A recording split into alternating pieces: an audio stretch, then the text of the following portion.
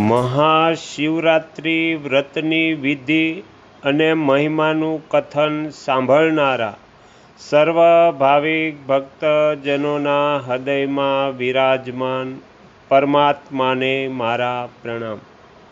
આજે આપણે સાંભળીશું શિવરાત્રિ વ્રતની વિધિ અને તેનો મહિમા.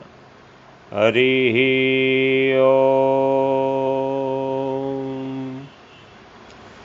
ઋષિઓના પૂછવા પર સૂતજીએ શિવજીની આરાધના દ્વારા ઉત્તમ અને મનોવાંછિત ફળ પ્રાપ્ત કરનારા ઘણા બધા મહાન સ્ત્રી પુરુષોના નામ બતાવ્યા. એ પછી ઋષિઓએ પુનઃ પૂછ્યું, હે વ્યાસ શિષ્ય, કયા વ્રતથી સંતુષ્ટ થઈને ભગવાન શિવ ઉત્તમ સુખનું પ્રદાન કરે છે? જે વ્રતના અનુષ્ઠાનથી ભક્તજનોને ભોગ અને મોક્ષની પ્રાપ્તિ થઈ શકે એનું આપ વિશેષ રૂપે વર્ણન કરો. સૂતજી કહે છે, હે મહર્ષિઓ, તમે જે કંઈ પૂછ્યું છે એ જ વાત કોઈ એક સમયે બ્રહ્મા, વિષ્ણુ અને પાર્વતીજીએ ભગવાન શિવને પૂછી હતી. એના ઉત્તરમાં શિવજીએ જે કાંઈ કહ્યું છે હું તમને સૌને બતાવી રહ્યો છું. ભગવાન શિવ કહે છે, મારા ઘણા બધા વ્રત છે જે ભોગ અને મોક્ષ પ્રદાન કરનારા છે. એમાં શિવરાત્રિનું વ્રત જ સૌથી અધિક બળવાન છે. એટલા માટે ભોગ અને મોક્ષની ઈચ્છા રાખનારે મુખ્યતઃ એનું જ પાલન કરવું જોઈએ. આ વ્રત સિવાય બીજું કોઈ મનુષ્યોના માટે હિતકારક વ્રત નથી. આ વ્રત સર્વના માટે ધર્મનું ઉત્તમ સાધન છે. નિષ્કામ અથવા સકામ ભાવ રાખનારા બધા જ મનુષ્યો, વર્ણો, આશ્રમો, સ્ત્રીઓ, બાળકો, દાસો, દાસીઓ તથા દેવતા વગેરે બધા જ દેહધારીઓ માટે આ શ્રેષ્ઠ વ્રત હિતકારક ગણવામાં આવ્યું છે. માઘ માસના કૃષ્ણ પક્ષમાં શિવરાત્રિ તિથિનું વિશેષ મહાત્મય ગણાયું છે. જે દિવસે અડધી રાતના સમય સુધી એ તિથિ વિદ્યમાન હોય એ જ દિવસે એને વ્રતના માટે ગ્રાહ્ય ગણવી જોઈએ. શિવરાત્રિ કરોડો હત્યાઓના પાપનો નાશ કરનારી છે. હે કેશવ, એ દિવસે સવારથી લઈને જે કાર્ય કરવું આવશ્યક હોય છે તે હું પ્રસન્નતાપૂર્વક તમને બતાવી રહ્યો છું. તમે ધ્યાન દઈને સાંભળો.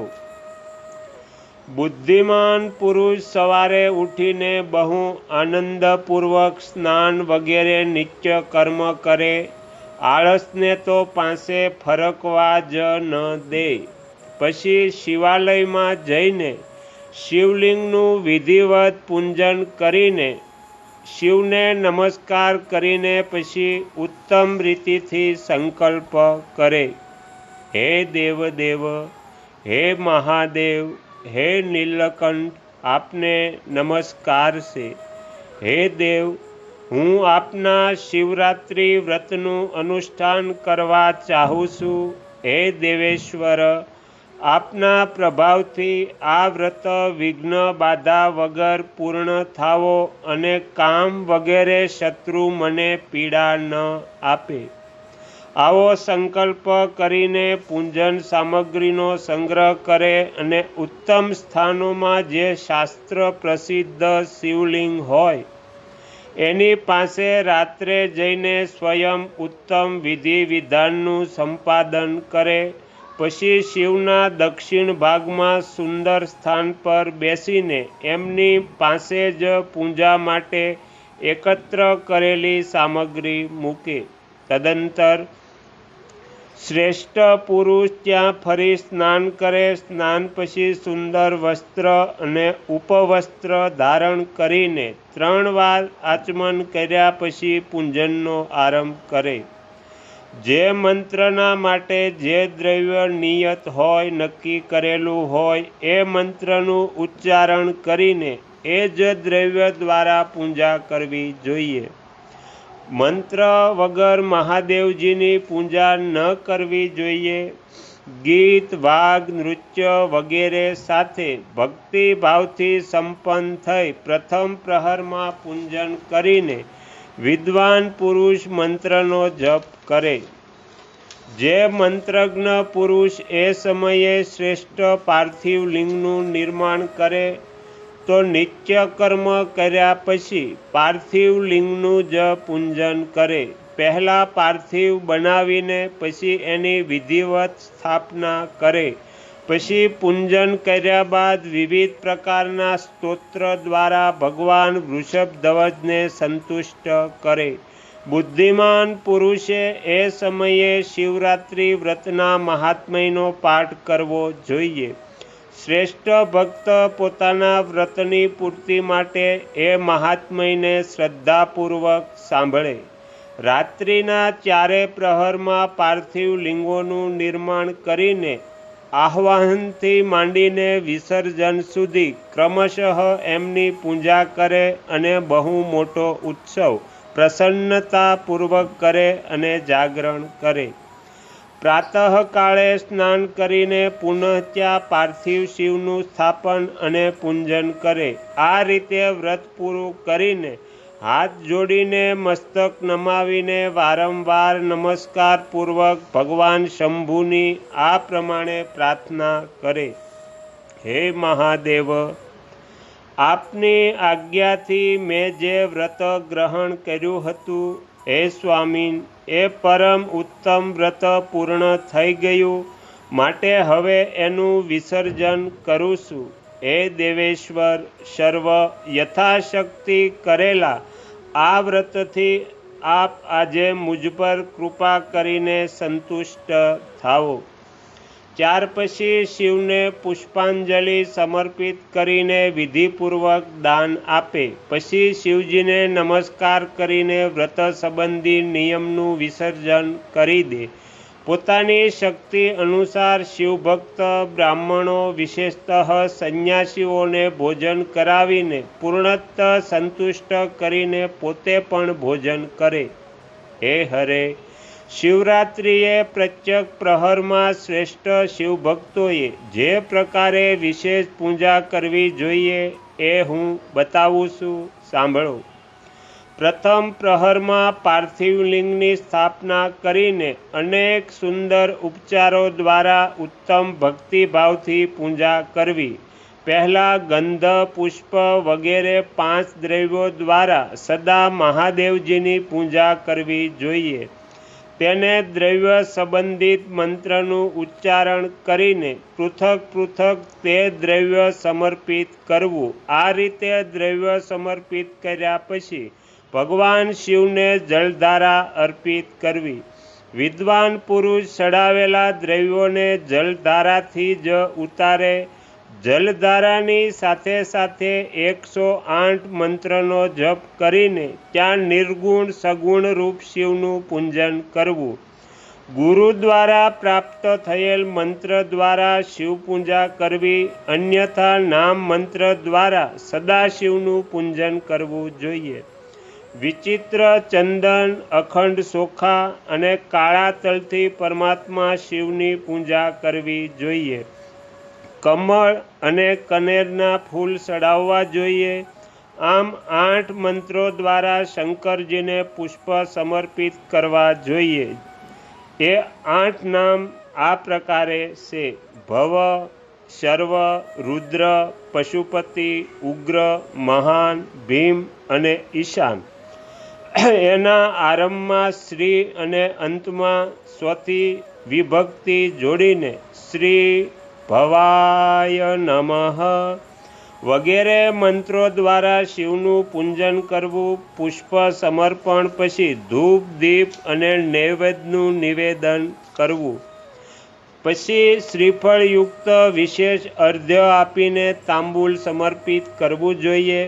તદંતર નમસ્કાર અને ધ્યાન કરીને ગુરુએ આપેલા મંત્રનો જપ કરવો. ગુરુદત્ત ગુરુએ આપેલો મંત્ર ન હોય તો પંચાક્ષર મંત્ર નમઃ શિવાય આ મંત્રથી જપ કરી ભગવાન શંકરને સંતુષ્ટ કરવા જોઈએ અને ધૈર્ય મુદ્રા બનાવીને ઉત્તમ જલથી તર્પણ કરવું. પછી પોતાની શક્તિ અનુસાર 5 બ્રાહ્મણોને ભોજન કરાવવાનો સંકલ્પ કરવો. પછી જ્યાં સુધી પ્રથમ પહર પૂરો ન થઈ જાય ત્યાં સુધી મહાન ઉત્સવ કરતા રહો. બીજો પ્રહર શરૂ થાય ત્યારે પુનઃ પૂજનના માટે સંકલ્પ કરવો અને એ જ સમયે ચારે પ્રહર માટે સંકલ્પ કરીને પ્રથમ પ્રહરની જેમ પૂજા કરવી. પહેલાં પૂર્વોક્ત દ્રવ્યોથી પૂજન કરી પછી જલધારા સમર્પિત કરવી. પ્રથમ પ્રહરની અપેક્ષાએ બમણા મંત્રનો જપ કરીને શિવની પૂજા કરવી. પૂર્વોક્ત તલ જવ અને કમળ પુષ્પોથી શિવની અર્ચના કરવી.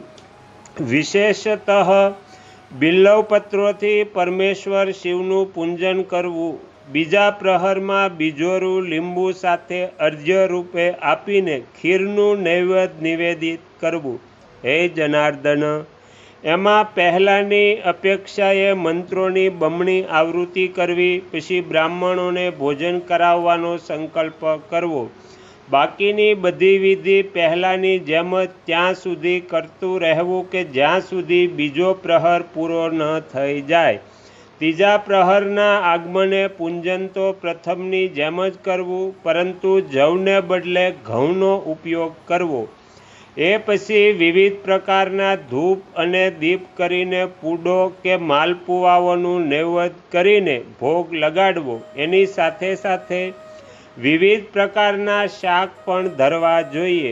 આ રીતે પૂજન કરીને કપૂરથી આરતી ઉતારી દાડમના ફળ સાથે અર્ઘ્ય આપવું અને બીજા પહેરની અપેક્ષાએ બમણા મંત્રનો જપ કરવો. તદંતર દક્ષિણા સહિત બ્રાહ્મણ ભોજનનો સંકલ્પ કરવો અને ત્રીજા પ્રહરની સમાપ્તિ થવા સુધી પૂર્વત્વ ઉત્સવ કરતા રહેવું. ચોથા પ્રહરની ત્રીજા પ્રહરની પૂજાનું વિસર્જન કરી પુનઃ આવાહન કરીને વિધિવત પૂજા કરવી. અડદ, કાંગ, મગ, સપ્તધાન્ય, શંખી પુષ્પ અને બિલ્વપત્રથી ભગવાન શંકરનું પૂજન કરવું.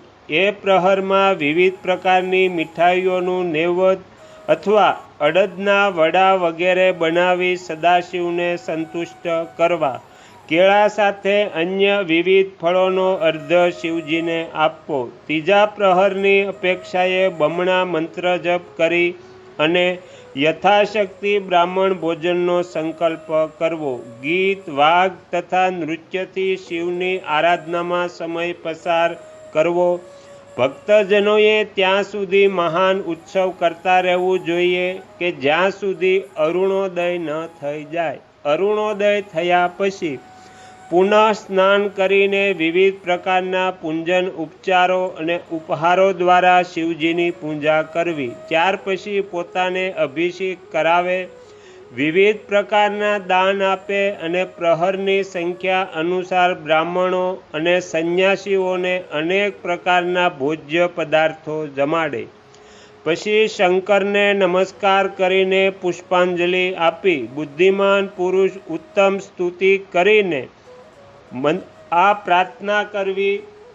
હે સુખદાયક કૃપા નિધાન શિવ, હું આપનો છું. મારા પ્રાણ આપમાં જ લાગેલા છે અને મારું ચિત્ત સદા આપનું ચિંતન કરે છે. આવું જાણીને આપ જેવું ઉચિત સમજો એવું જ કરજો. હે ભૂતનાથ, મેં જાણે કે અજાણે જે જપ અને પૂજન વગેરે કર્યા છે એને સમજીને દયાસાગર હોવાના કારણે તમે મુજ પર પ્રસન્ન થાઓ। એ ઉપવાસ વ્રતથી જે ફળ થયું હોય એનાથી જ સુખદાયક ભગવાન શંકર મુજ પર પ્રસન્ન થાવો। હે મહાદેવ, મારા કુળમાં સદા આપનું ભજન થતું રહે। જ્યાં આપ કુળદેવતા ન હો એ કુળમાં ક્યારેય મારો જન્મ ન થાય। આ રીતે પ્રાર્થના કર્યા પછી ભગવાન શિવને પુષ્પાંજલિ સમર્પિત કરીને બ્રાહ્મણો પાસેથી તિલક અને આશીર્વાદ ગ્રહણ કરવા, તદંતર શંભુનું વિસર્જન કરવું। જેણે આ પ્રકારે વ્રત કર્યું હોય એનાથી હું દૂર રહેતો નથી। આ વ્રતના ફળનું વર્ણન કરી શકાતું નથી। મારી પાસે એવી કોઈ વસ્તુ નથી જેને શિવરાત્રિ વ્રત કરનાર માટે હું આપી ન દઉં, અર્થાત સર્વસ્વ આપી શકું છું। જેના દ્વારા અનાયાસ જ આ વ્રતનું પાલન થઈ જાય એના માટે અવશ્ય જ મુક્તિનું બીજ વવાઈ ગયું છે। મનુષ્યોએ પ્રતિમાસ ભક્તિપૂર્વક શિવરાત્રિનું વ્રત કરવું જોઈએ। ત્યાર પછી એનું ઉદ્યાપન કરીને મનુષ્ય સાંગોપાંગ ફળનો લાભ મેળવે છે। આ વ્રતનું પાલન કરવામાં શિવ નિશ્ચય જ ઉપાસકના સમસ્ત દુઃખોનો નાશ કરી દે છે અને એને ભોગ, મોક્ષ વગેરે સંપૂર્ણ મનોવાંછિત ફળ પ્રદાન કરે છે। સૂતજી કહે છે, એ મહર્ષિઓ, ભગવાન શિવનું આ અત્યંત હિતકારક અને અદ્ભુત વચન સાંભળીને શ્રી વિષ્ણુ પોતાના ધામે ચાલ્યા ગયા। એ પછી આ ઉત્તમ વ્રતના પોતાના ચાહક વર્ગમાં પ્રચાર થયો। કોઈ સમયે કેશવે નારદજીને ભોગ અને મોક્ષ આપનાર આ દિવ્ય શિવરાત્રિ વ્રતનું વર્ણન કર્યું હતું। તો અહીંયા શિવરાત્રિ વ્રતની વિધિ અને મહાત્મય સમાપ્ત થાય છે। તમે તમારો કિંમતી સમય આપી એકાગ્ર ચિત્તે પ્રસન્નતાપૂર્વક આ વ્રતની વિધિ સાંભળી એ બદલ હું આપ સૌનો ખૂબ ખૂબ આભાર વ્યક્ત કરું છું અને આશા પણ રાખું છું તમને સાંભળવી ગમી હશે। જો ગમી હોય તો બીજા 5 લોકોને પણ સંભળાવજો। શ્રી સદગુરુદેવની જય। આગળના વિડીયો જોવા માટે આ ચેનલને સબસ્ક્રાઈબ કરો અને જો આ વિડીયો પસંદ આવ્યો હોય તો લાઈક કરો।